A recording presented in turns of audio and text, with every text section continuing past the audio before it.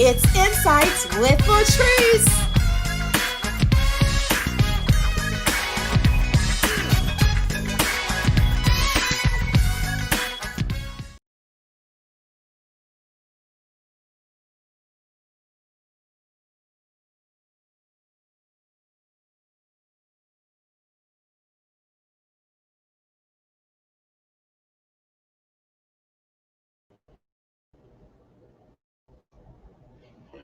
Hey, happy Sunday. Welcome to Insights with Latrese.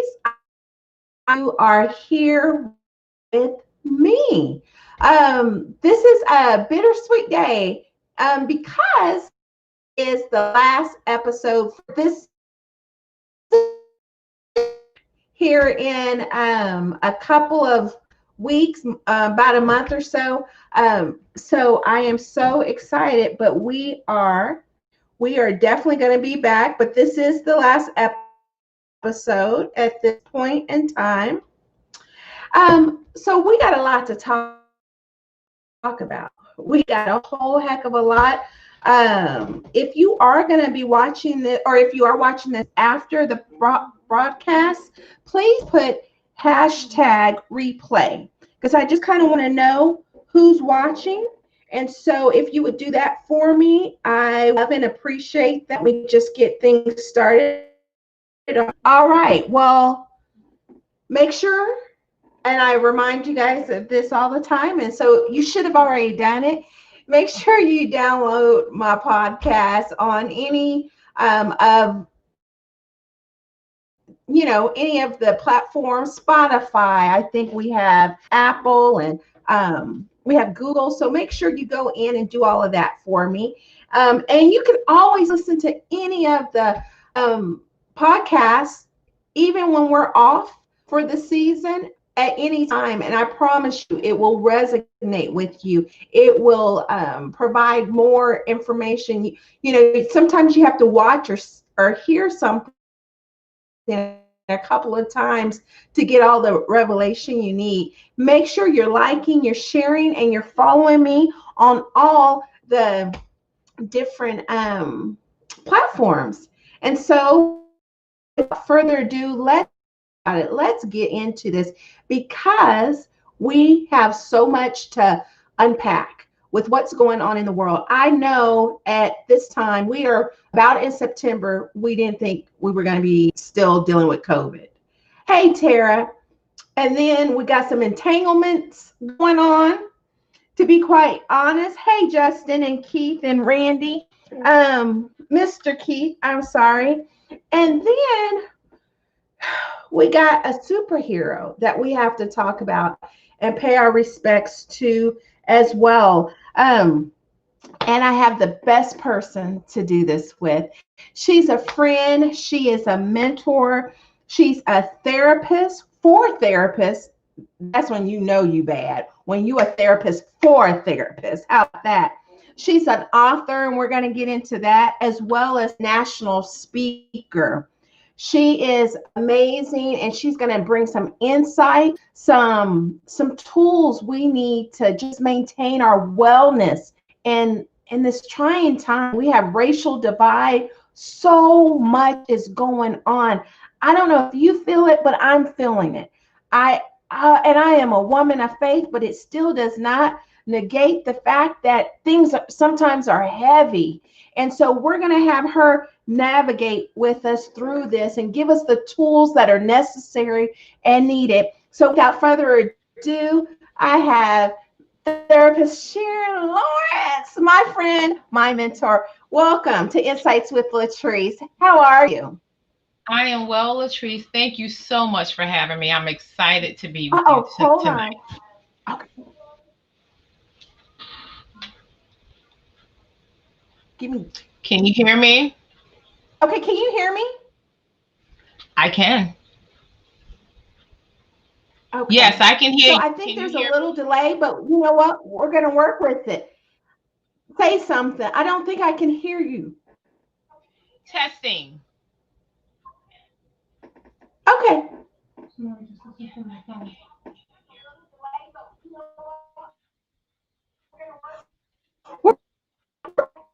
we're going to there's something so good that's going to take everyone listening and watching, because we got some things to unpack. So the first unpack, and I'm just going to let you go for it, right? Let's talk about our superhero, Chadwick Boseman. So, I mean, obviously, we're hurt, we're devastated by his death, but even in his death, he's teaching. He's being that superhero that we needed. Why, first of all, do you think, I mean, death is devastation. It's devastating anyway, but why do you think it's so devastating to the Black community? He did so much for the culture to be so young. When he became the Black Panther, when he played every role that he was in, he literally brought characters alive in a way that helped us to see ourselves. And I think that he was able to connect with us, not just on film, but for those people who had an opportunity to meet him and saw the genuineness of him, and the humility that he had. I think it made a difference. I think when people say do it for the culture, I think he truly did something for the culture. He allowed people to have more pride in themselves and their history, and to also see that they could be like him one day. So I think he brought a lot of hope in the midst of knowing what he was going through and never even highlighted it. And I know we'll get to that point, but he did so much and he did it in a meaningful way that I felt like was so impactful. Even today, I found myself tearing up at least 3 or 4 times, and I was like, oh, this is tough because we've had a lot of blows in 2020. But I think, it was about 3 o'clock in the morning when I just happened to wake up and I was scrolling and I was like, please tell me this is fake news. And I realized it wasn't. And so I think it not only impacts children, it impacts all of us.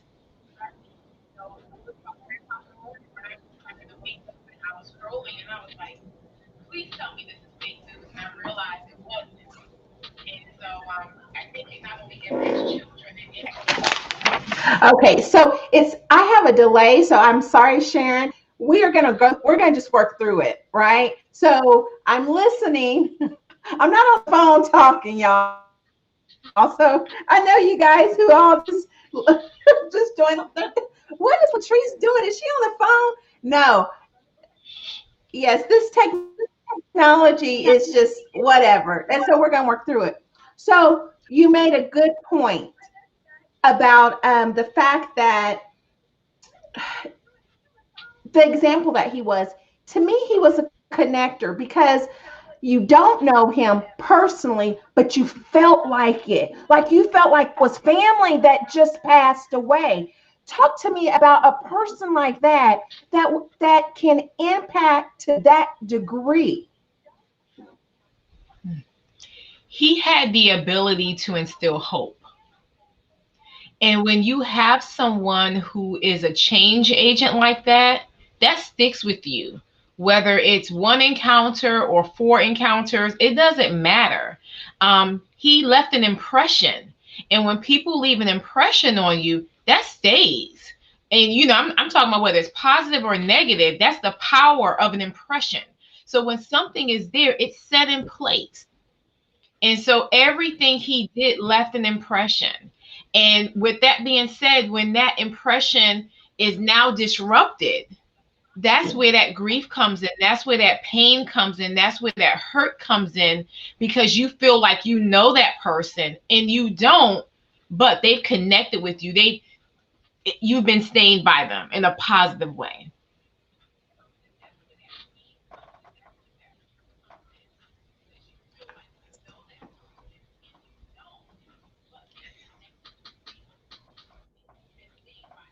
Okay, so I'm so sorry. There is a delay for those that are just joining. I apologize, but we're having some technical difficulties. So I'm having to listen to her answers through a phone. So I apologize for that. So if you see us not talking for a minute, it's just because I'm trying to catch up. So let's talk about him suffering in silence while people were so cruel.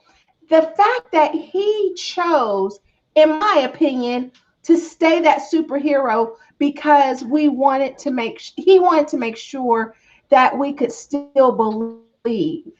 And he gave but didn't want anything from us. So talk about that, how he suffered in silence.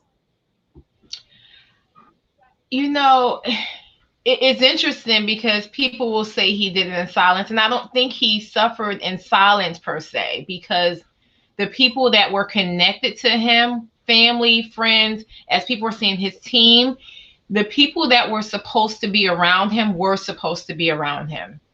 And I think that he did it in such a way that he wouldn't have to worry about answering while trying to deal with what he was dealing with. I think that that was a private thing, that he wanted to work through with much hope, as you know, even with his family having hope, with his wife having hope. Um, and I think he did it in a way that it did not take attention away, like you said, from the hero. But I think his focus needed to be where it was so that he did not give attention to that thing in the public eye. I think he needed that personal space to deal with his illness. And you know, I actually had this discussion with my husband earlier. I was like, would you want to, you know, have privacy? He was like, he said it just depends on what's going on and who we would want to share it with. Like, I'm one of those people, if there are certain things going on, I may say to my husband, I wanted to stay here. I don't want to share with the rest of the family. And then something else may come up and I go, I don't mind if this person know. And then something else may come up and I may say, Yeah. I don't care. You know, Right. But I think for him, I don't know. We don't know what his mindset was, but I can only imagine what he was thinking about trying to focus on getting better. You know what? That's such a great point because I think that a couple of weeks ago, Olivia was sick and he had vertigo. And I refused to let anyone know because I was focused on taking care of him, speaking the word of God, covering him in prayer, and I didn't want anyone to say anything negative. So I feel that, I understand that. I think what was also so awesome is the fact that he had a group that kept his secret for several years. And to me, it just spoke volume how important who you are around, who is your people, who is your group. Speak to me on that. It's powerful. Yeah.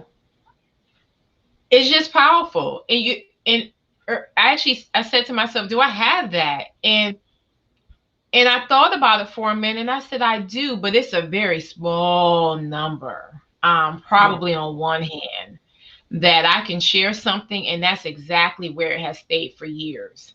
But I can remember, and we're going to talk about the book later, but I can remember sharing things from my heart, and within 24 hours, it was shared with other people. And the pain that comes from that, not feeling like you have safe places to share just what you feel. And so for him, I could only imagine the gratitude of knowing that they protected him and that they respected him enough to say, we have you no matter what. And so I just think it's a powerful thing. I think it's a lesson to be learned in it, that, you know, if you feel like you have the itch to talk, tell that individual, hey, don't tell me that because I don't know if I can hold it. Like, be honest with yourself and be honest with that person. But if you truly can take something to your own grave, then you let them know your secret is safe with me. What do you need? And so it's just a powerful thing. I mean, it's a true lesson to be learned in it.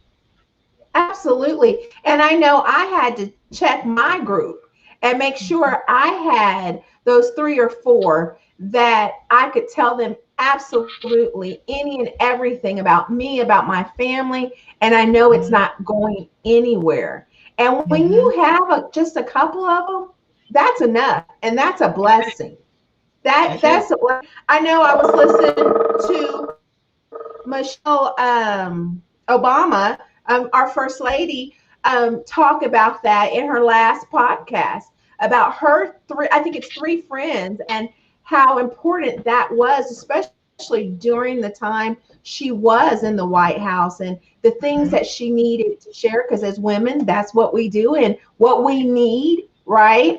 And so it was just, it was amazing. And at that point, it also challenged me to just kind of review who I got Mhm. around me. That's Is right. it important? So we pray for Chadwick's family, his wife, and everyone connected to him. We just pray a supernatural peace over Mhm. them during this time of bereavement and of grief and a sadness, because he will be missed, completely Yes. missed, for who he is and what he represented and what he gave. I was reading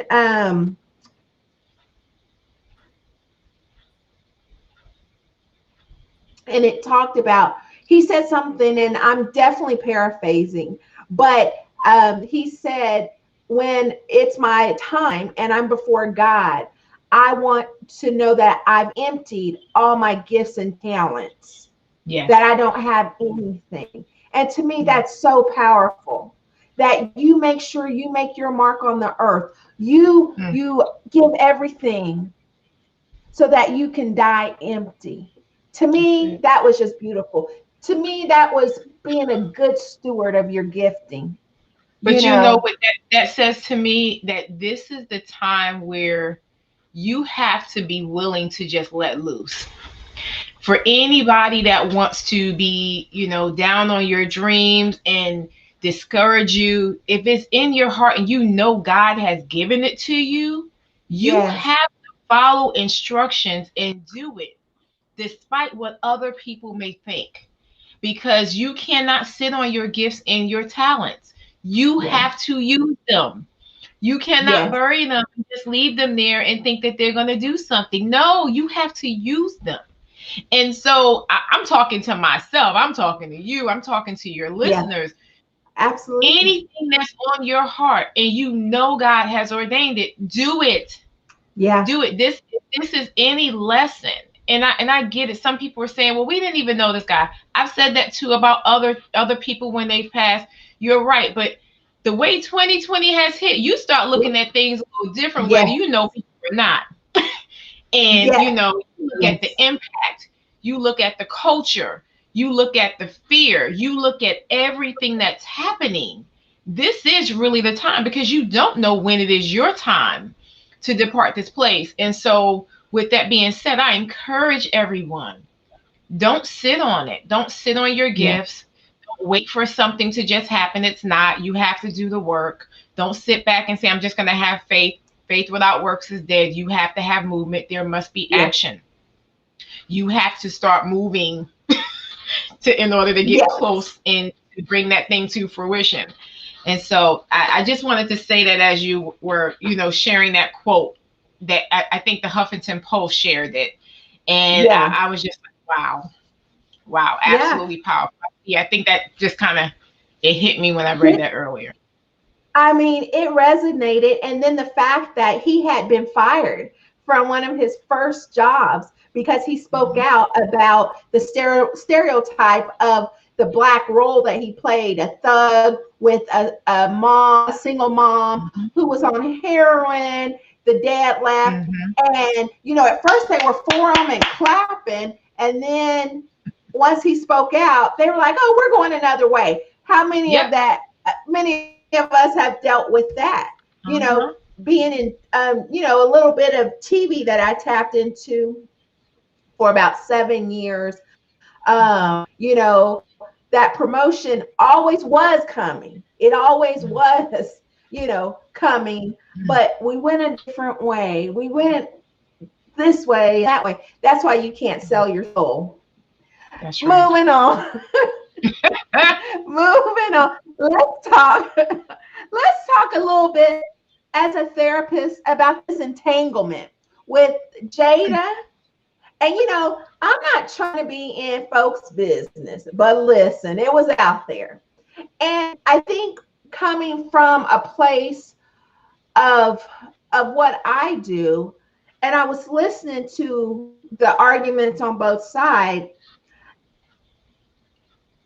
What do you think about it? What, in terms of the mental and emotional state of all of these that are part, Will, Jada, and what's his name? August, Austin, whatever, whoever.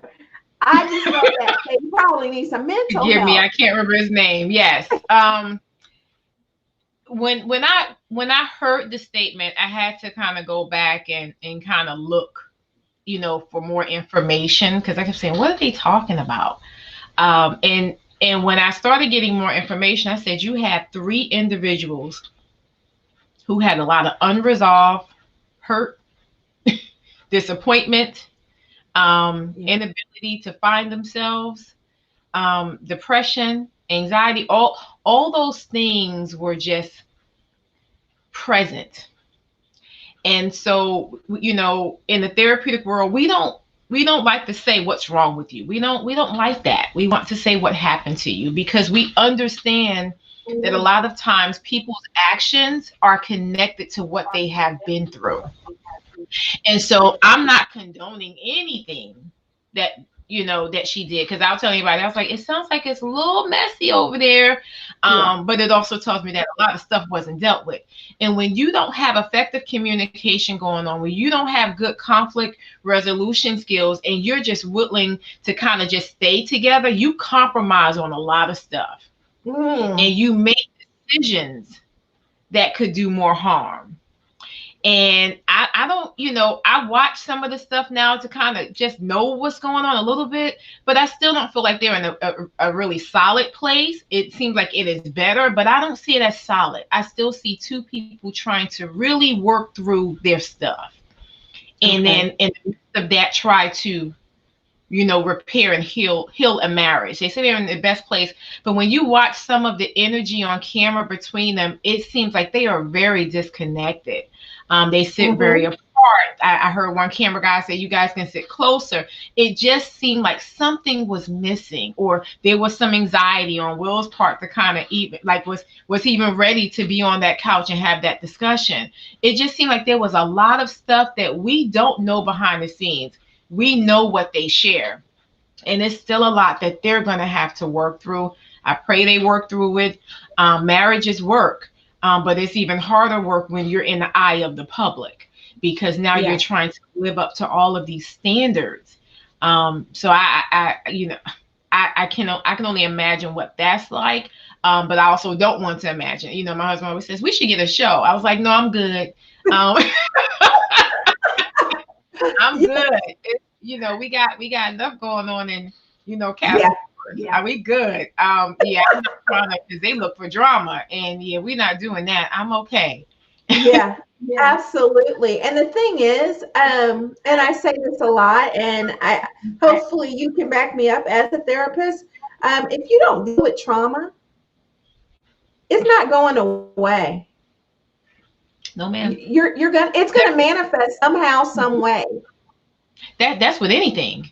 When you don't deal with stuff, it doesn't just go away. Trash does not just disappear. It piles up. It gets bigger. It stinks. It creates an environment that's very uncomfortable, and that's what trauma is like. You have this thing that creates pain and just in a level of discomfort.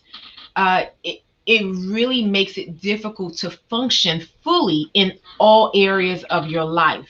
So you have to keep that in mind, that what you don't deal with will continue to be there. And they call it entanglement. I call it an affair. Whether it's with permission or not, it's outside the realm of your marriage. It's impacting the marriage. You can't work on your marriage if you're doing that. And so it's a distraction. And just the fact that she used entanglement instead of affair told me she was not ready to own her stuff. that it still wasn't comfortable, and that's okay. But I think what happens a lot, um, when we're not ready, we don't work to get ready, Mhm. you know, and that sometimes is the problem that I've seen, especially in the Black community, just therapy, you know, that is, I'm not ready, so I'm just not going to do anything, instead of trying to be open, trying to figure out some things. And so I pray as well for them, as in this affair that took, that there's healing, true restoration and healing, Mhm. and that they deal with that trauma and the stuff that goes along with it. Absolutely. So therapist Sharon, Therapist Sharon, I need you to talk to me about COVID-19, and why is it still here? And how do we maintain our sanity? Let me call Dr. Fauci. Hello, Dr. Fauci. You know, when I close my office doors and I say, "Hey, y'all, this is going all virtual. I won't be back this year." Um, People really were like, "Oh, you're making a decision already?" Yes, because I did not think that we were going to be done. And I knew that I did not have the ability to keep my clients safe. Yeah, And when people could say, okay, they're buying this machine and that machine, I couldn't find sanitizer things to ensure that. And during that time in particularly, I was very fearful that if they got sick on my watch, that would have been irresponsible of me to put them at risk. And so I made a decision for the safety of my clients and for myself and my household. Um, but you're talking about something that is connected to so much uncertainty. For a lot of people, it's fear. For a lot of people, they don't care. It's to them, it's not even real. They don't yeah, they don't wear masks. They don't wear gloves. yeah, Um, they're gonna hurt somebody to walk in the store without a mask. Like yeah, it's a big deal. To them, they think it's a violation of their rights if they yeah, have to wear one.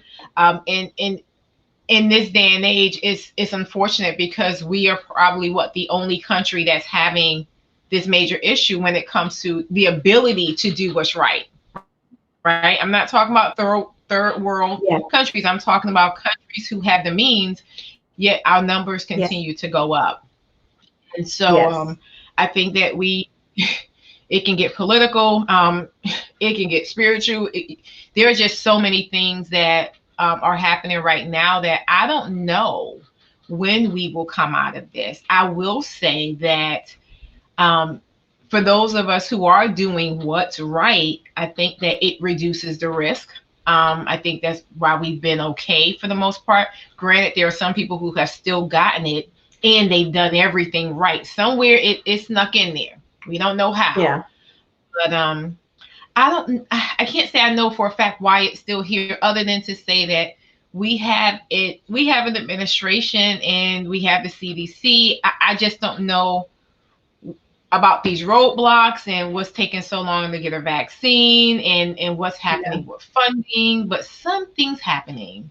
yeah. But until we get a How do we vaccine, maintain yeah, how do we maintain? mentally and emotionally? Because you're feeling the pressure. You're feeling, so, I Would you mean, say like I said, mentally and emotionally, but then you also have to act physically? Because I feel like when you are doing the right thing physically, wearing the mask, wearing the gloves, you have a sense of peace yeah, versus saying, I went out there, oh gosh, I forgot this. Okay, I might get sick, or I might, not washing hands, but wash your hands. I think that it creates a level of security when you are doing what's right, and that impacts your emotional well-being. It helps you to rest at night.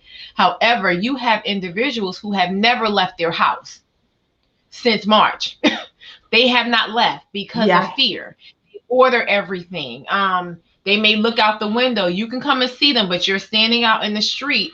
And so those are people whose anxiety is now through the roof. And so they are okay, afraid.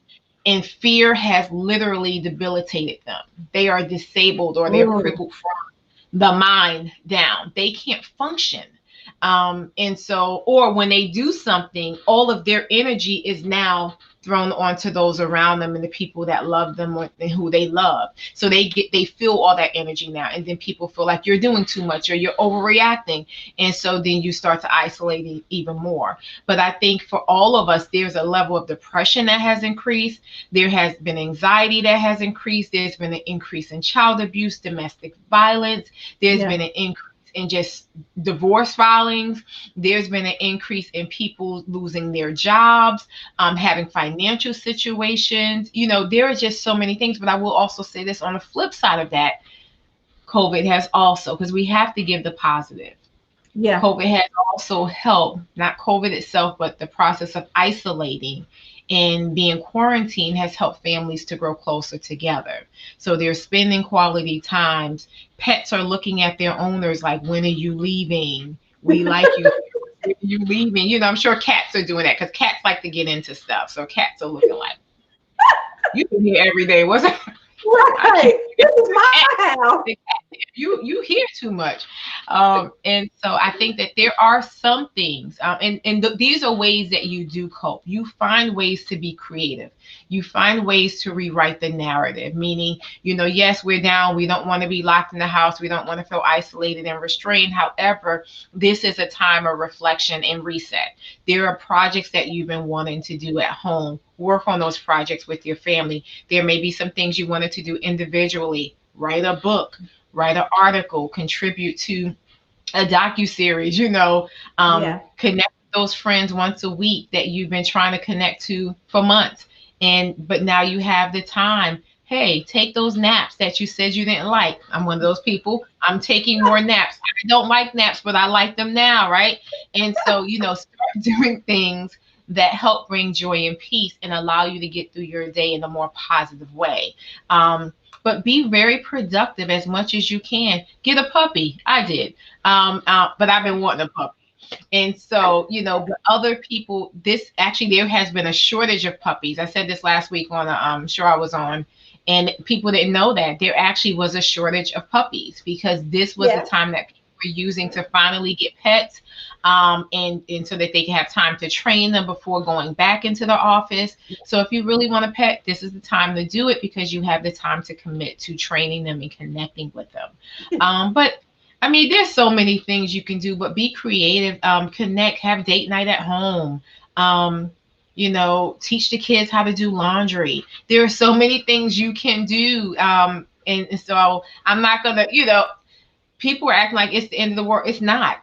It really is not. Teach the kids how to cook. Hey, you learn how to cook. Maybe you don't know how to cook. This is the time to learn. YouTube, Netflix, rest. And that's the other thing. You don't have to fill your schedule with everything. Take the time to just sit with yourself. I think this is one of the things I talk about a lot is that people have not learned how to be their own friend. I am A-okay watching Netflix, just chilling. Like I don't have to be around people. When I'm ready to, I will. But when it's time to decompress, I am A-okay. Find out how to connect with yourself. Laugh at that movie, whether people are around or not. Laugh at that joke that you told yourself in the bathroom. It's okay. Connect with you and know who you are. Respect you. Understand what's happening internally so you have better relationships with other people. Because once you know you can connect with people better. Wow, that's so good. That's so profound because I think a lot of times people don't think that it is important to connect with yourself. And I even during the time that I got a divorce almost 20 years ago, I had to reconnect with who I was. I had to figure out who I was, and I had to know Latrese. And I remember one day I told myself, I like you. And I was like, dang, I really like you, girl.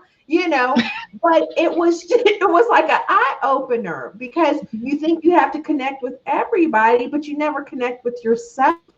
Yeah. Right. And that's so key. That's so important. And I have really I like me a whole lot. Like me, like we are best friends like me. You kind of Absolutely, absolutely. But I think it also, as to your point, helps me to be a connector to people and to love people and understand and discern and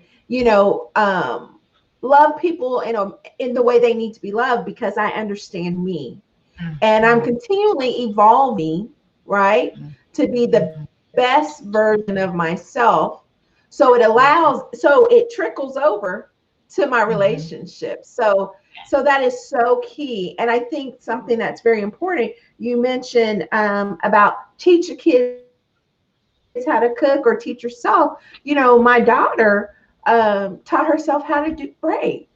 I was about a month ago rocking braids so there's opportunities. And I think, again, you have to look at it from a different perspective. Because, I mean, yes, it's heavy. And yes, we can't do some of the things we're used to doing and being as free. But the fact that we can wake up and breathe, and I can look over here and see my husband and my kids, and we're still employed. So sometimes it's just a matter of taking that perspective and changing it a little bit, tweaking it, and gratitude. And that was one thing I've shared with my girls. Anytime they get in that rut, like, oh, yuck, here's another day, I say, write down things you're thankful for or grateful for. Write down and look and see, at all the things, that you're grateful for. It doesn't have to be, right? So That's right. absolutely. Another thing I wanted to talk to you about is this racial divide. First of all, as a therapist, do you look at everything in a therapist way? Like, is No, everything analyzed? Is everything no, figured out? Okay. Okay. no. So Um, if I said I did, I would be lying, and I don't. Now I do try to in a lot of cases because I want to make sure that I am standing back far enough to see the whole forest. As I okay. always tell my clients, sometimes we're so close up on a tree we can't see the forest, right? Right. And so you miss everything that's happening because you have something that's blocking your view. And so when you have these things that are happening in the world, I posted a little bit about it. I sometimes I just post sigh. I write the word sigh. Um, Mm, or I'll say sad, because there are many days I don't have any words. Um, mm, I have been met with fear, um, over the past year, probably longer, but it's been increased. I'm concerned that there could possibly be a race war at some point. Um, I'm concerned that there are still a lot of people who don't get the importance of Black Lives Matter, and that Black Lives Matter don't mean that other lives don't. It does not mean that. It's saying that all lives don't matter. And because if they did, Black lives would matter. yeah. And it would mean that there would be a level of respect across the board. And it's not just the men and the women who are being killed, it's the men and women who are being um, profiled when they're walking through stores. Yeah. It's me when I have to go out and I say to myself, okay, what are you going to put on? Because you have to look a certain way. We should not have to do that. And there are some people who will say, bleep them, all that, and say certain things, but that doesn't hit everyone the same way. And Right. but there's a concern of fear. There are some people who have a lot of courage, but on the inside, we're still very concerned about Yeah. about our survival. Yeah. About our survival. Yeah. I just think we're in really scary times, and I know that you're a woman of faith, and I'll tell anybody, we know that God has not given us the spirit of fear, but of power and of Right. love and of a sound mind. But he told us that we have that word because he knew that we would be afraid of some Yes. thing. I mean, even Jesus Yes. was afraid. He was like, wait, you Yes. sure? You can't let this pass. Like I gotta do what? Right. Right. And so there are things that do, just like people say you shouldn't be angry. Doesn't say you can't get angry. It says don't sin. Right. Basically, don't act out on the anger, but you can become angry. Right. Don't act out on it. And so you got to be careful how you interpret things, and how you have to allow yourself to feel what you're feeling and work through Yeah. those feelings. Yeah. I'm still working through them. I'm still concerned. Like I said, probably cried more in the past 8 months than I have in years. And that's hard to Yeah. believe because I cried a lot in my lifetime. Yeah. But I just think the racial climate is really, really concerning. I mean, I look at how neighbors approach me. I look at how, whether they speak, if they don't, if they walk past me like I don't even exist, and I go, wow. And Yeah. I can say good morning twice, and they will walk past me. Yeah. And so I just think that we're in really troubling times. That's the word I've been trying to find. We are in troubling times that need a lot of prayer. We need to attach a lot of hope to it. But I have to be honest with you, there are some days that I don't have any words, and it's more concern than not. And you know what? I think that's so fair and so honest. And I appreciate that because I know in your position, you're supposed to, or people say therapists are supposed to have all the answers, like preachers are supposed to have all the answers. Parents are supposed to have all the answers. And that's so not true. That's so false. Because the other day I was at the store with my girls, and there was a Caucasian older couple walking towards us. And well, really, they were walking by us, but of course, I'm on edge, right?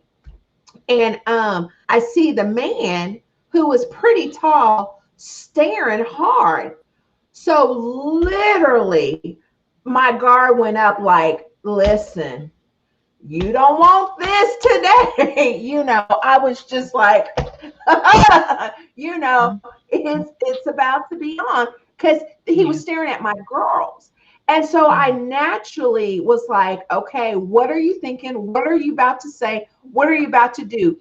And I was like, what do I have in my grocery cart that I can knock your head off with? So that quick. So as he walked by, all he did was he said something like, hey girls, how are something like, how are you, beautiful, just like a grandpa-y type of thing. And he went on, him and his wife. Mm-hmm.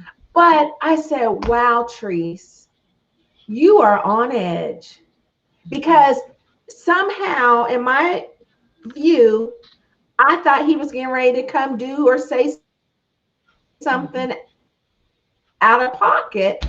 And I was like, okay, I need to regroup. But with all of this going on, you just don't know. And I've lost friends in the midst of it. Now I've gained friends, but I've lost friends as well, because the mindset and the thought process of how people think about race. I was told, I don't think of you as black. Then what color do I look like? What color am I? I said, I'm sorry. Yeah, I just don't think of you as black. So my question is, what do you think about black people? Why you don't? What has brought you to that conclusion? Then I'm going to go ahead and school you. You're about to come to the Latrese Kabuya school. Needless to say, we're not friends anymore. I didn't act ugly, but I made it very clear who I was, and I was a black woman, and why that's so important. So, I have had those situations, and I'm okay with it, because I'm a black woman. There's no ands, ifs, and buts about it. And if you can't accept that, you can't accept me. It's like saying you can't accept my husband, but you want me. Nah, You're comfortable with me because my personality makes people comfortable. That's what you're comfortable. Let's just call it out. That, I'm not that Right. aggressive personality. That stereotype, angry black woman. Yeah, So I don't see you as yeah, black because I see them as black. And you're not like the other black people. absolutely. Absolutely. You know, And so I go ahead, go ahead.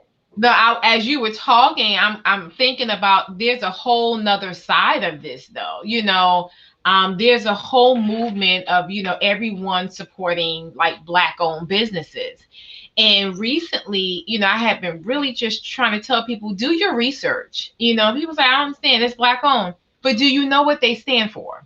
And so you have black people who don't want to be black, um, and have taken a political stance and don't believe in Black Lives Matter. And so you have to be careful who you connect yourself to just because you're saying, for all I know, you could have spent $10,000 on something at a black owned business, and that $10,000 could have went to one of these campaigns. Yeah. And I'm going to say the name because I don't want to say his name. But you don't know what you're connected to. Do your research on that person. Know their history. Don't just think all white people are having these issues. No, not all white people are against black people, and not all black people are against white people. We are against racism. Yes. We are against the abuse that's happening. We are against the murders.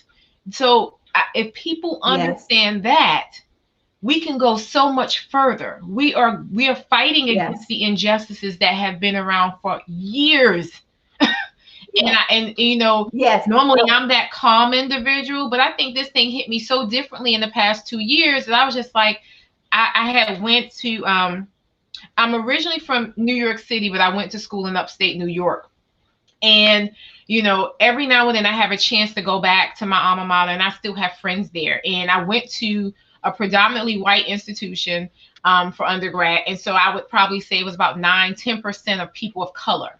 And probably less than that of black. But I made an impact on campus. I was very involved. I was able to connect. I left an impression, right? Yes. And so I'm still connected to, the vice president of student affairs who was there. I'm still connected to students, and when I say I'm connected, we're still close. And I went back to visit them, and we had a discussion on race, and they literally were in shock when I told them what it's like to be black and what it's like to walk in a store. And we had an amazing conversation where they were just like, this, it's ridiculous, basically. Like, but it made me feel good to know that they understood what was happening, that it was not just, oh yeah, sure. No, I felt like something happened in that discussion. Something happened before we even had the discussion. I think I probably confirmed some things.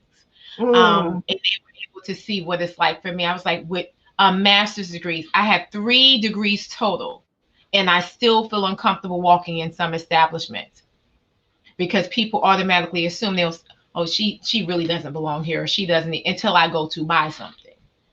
Oh, well, thank you. Oh, but you didn't want to help me. And so I just think that we have to know who we are connected to. We have to know who is truly in our corner. We have to know who really understand what it means when we say it's for the culture. We are doing this to survive. We are doing this to make sure people understand our importance and what we have brought to society, how we have built this country. And so I think a lot of people missed it. Absolutely. And just to your point before we go, it's very interesting, being on TV and hosting, when people see you out in public, there was times where, people will recognize you and, oh my God, hi Latrese. And then there were times when they liked me, but it was hard because I was Black, and I could tell and I could understand, and they couldn't get the right words out. And so they would try and compliment me, but it really wasn't a compliment. And, you know, and I am that person. I'll just look at you and have that awkward silence because it doesn't bother me. So I'm just looking, and they're trying to wrap their words right. And I'll wait. I'll wait. And, you know, again, going back to Michelle Obama's podcast when she talked about being the first lady and having people look through her, you know, and not even like they would pet her dog, but not even look up at her. And so, you know, when I tell some of my white sisters and brothers, you know, some of my experience, you know, especially being from Tonganoxie, which is 90, probably 8% white. 97% white. I love Tonganoxie and I love being a farm girl, but I had some experience that they had no idea, you know, and they're shocked. And I'm like, really? And then I think, wait a minute. The system was designed for you. So, okay, I get it. And so I have to break it down and help them understand the system was doing exactly what it needed to do. You never understood. You never thought it was weird to just have, you know, you guys. Give me a sec. Marty Josie said, glad you had this conversation, but I'm so weary of telling the oppressor that they are oppressing. And they know that they do not want this treatment for them and their families. Well, Marty, thank you so much for your comment. I'll tell you this. A lot of times people will not put themselves in a position of uncomfortableness. So they will never try and understand it through our lens. And that is why they can act the way they do, right? That's why they don't acknowledge. Do you want to speak on that, Sharon? You said it. I'm just going to second it because I think that when you highlight where people are, it can make things worse. And so, you know, you have to be ready to deal with what happens. And there are some people who are ready, and then there's some people they don't, you know, they're just not ready for it. But I agree with you 100%. Hey, Marty. Well, I'll tell you what I'm ready for. Let me tell you what I'm ready for. Oh, look, they got it up. The let go. So, you know, Sharon, she's a therapist, and that's actually how we got connected. I actually would see her posts, and they would just inspire me. And I was just like, I am so liking her. Like, I am a fan 100%. Then I, you know, of course, stalked her and saw, oh my gosh, she's doing what I want to do. And I just literally reached out to her just to say, keep doing what you're doing. You have just really blessed my life. I just knew I would never hear from her, and I was okay. But sometimes we always think that people already know that they're doing good, and we won't tell them. And I just felt like I needed to just share that with you. Right. And I think within a day, she says, thank you. You know, and, you know, she shared something, and I was just like, I know this woman did not just message me back. I told my husband, I said, I was so just, oh my gosh, it just blessed my whole life. And it was just another confirmation of the path I was going, that I was going on the right path. And so with that said, you know, again, this is fitting my last episode of the season. I get to be with my mentor, but she has several books. There's a couple of books I have, but this one is the newest book, and it's The Let Go. Honey, Elevate Your Destiny. Bestseller, #1 hot new release. I'm the co-author. With one of my friends, but previous supervisors, Alicia Dalton. Okay. And but before I go on to that, I gotta say what Latrese is not telling you, that she basically told me in that message that I was her mentor. She didn't even ask. she just told me, and I was like, alrighty then. And so it just kind of, it stuck. I couldn't even fight it. I didn't have the energy to fight it. I was like, just let her have it. I'll be available whenever she needs. And so, yes. So, but we wrote. That's what she did. That's what she did. But we wrote this book. I realized that we were sharing a lot of things that had happened to us, and I had been trying for months, probably over a year, to get Alicia to write. And one day I just said, okay, what about this? And what about this title? And she was like, oh, Sharon. Oh, Sharon, that's good. That's good. That's good. And next thing I knew, we were coming up with chapters. And the next thing I knew, we kind of rested for a minute and it got quiet. And then next thing I knew, she just started shooting out chapters. And I was like, okay, I got to catch up. And, and before I knew it, everything just came together.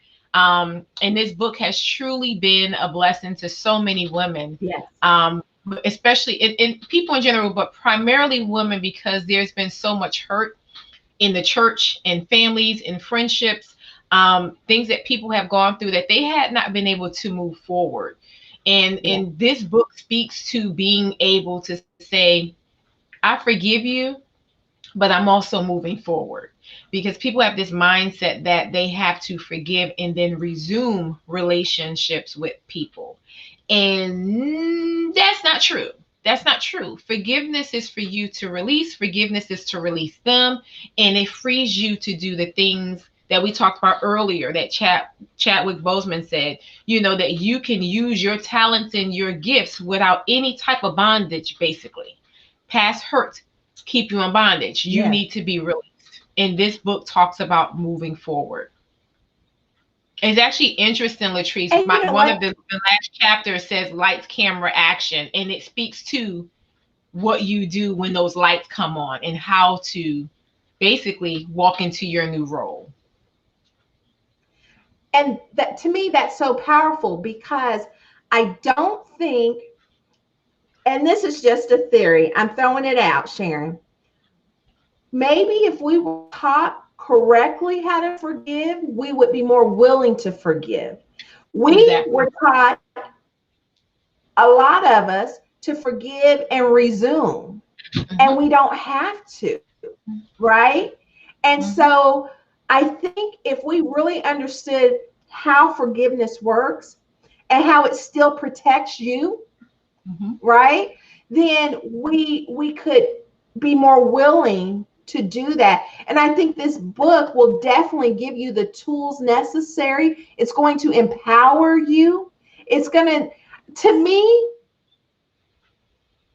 this timing was everything for this book in this season that everyone is in, because it definitely allows you to reflect. It allows you to have tools to take you to the next level, right?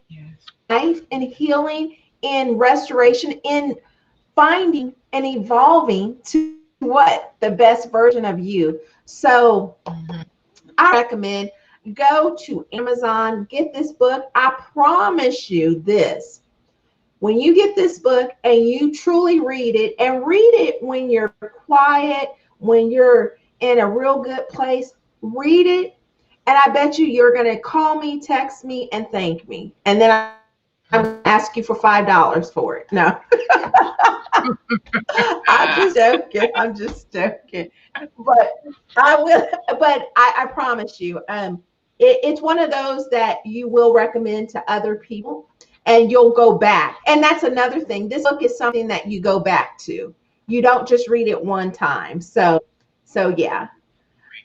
Well, you know what? Our time is wrapping up, but I appreciate the wisdom, the insight, the therapy role that you play, the mentor role that you play in my life, and the friend role. I know I kind of bullied you to be my mentor, but I think that you like me because you became my friend. Yes, I do. I like her and I love her. And she's amazing. And I'm so proud of you, Latrese. I really am.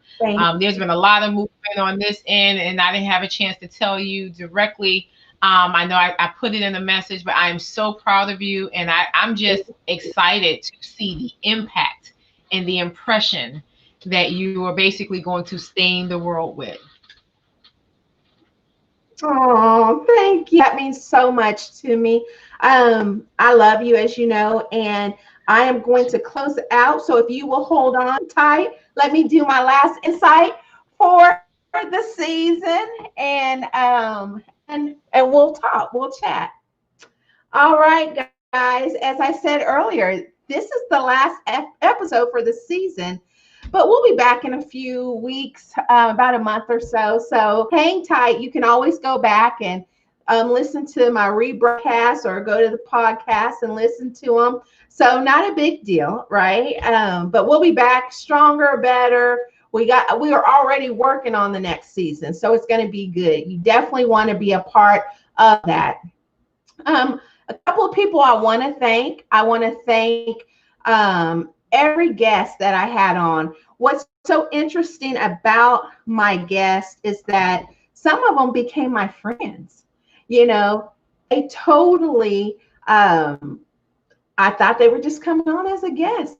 And we end up having a relationship, a bond. And so I appreciate every guest because every guest played an important role that allowed Insights with Latrese to impact people's lives.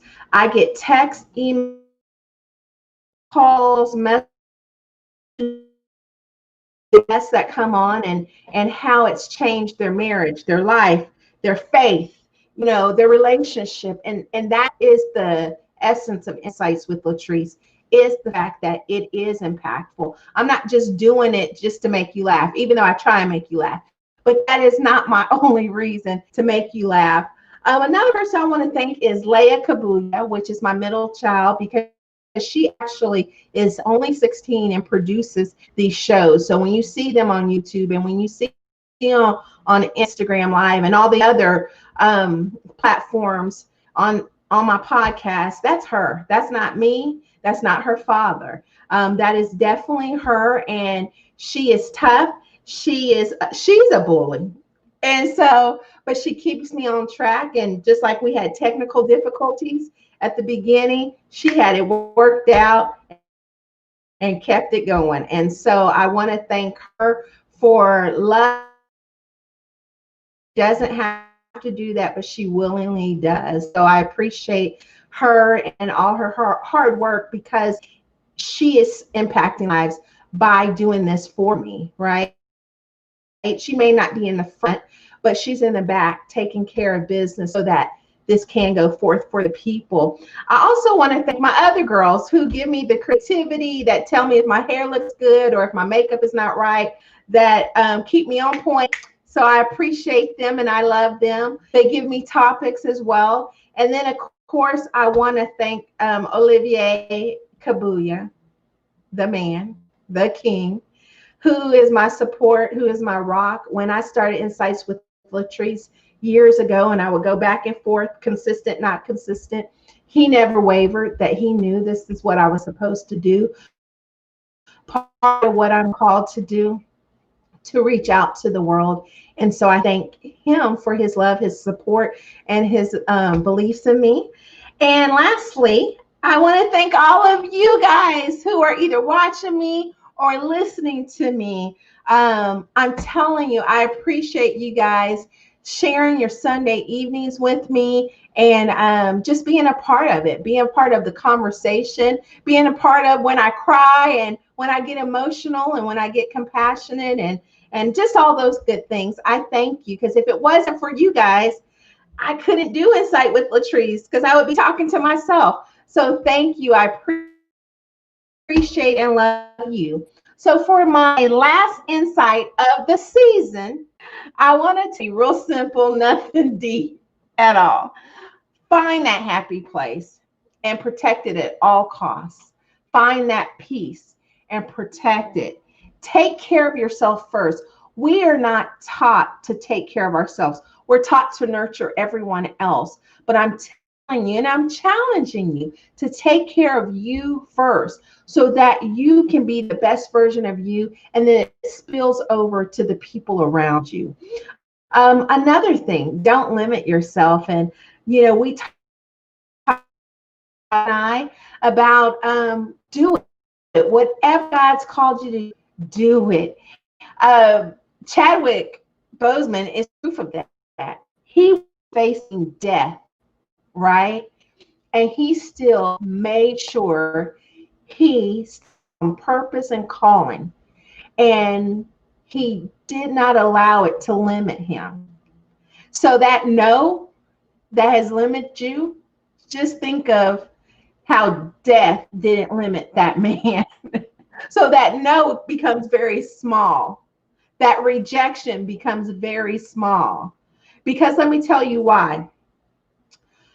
You can't be stopped, just like Chadwick couldn't be stopped, because greatness is on the inside of you. You were born to be great. So remember that. Remember that you are called to greatness. Until next time, Insights with Latrese, where we talk about real life.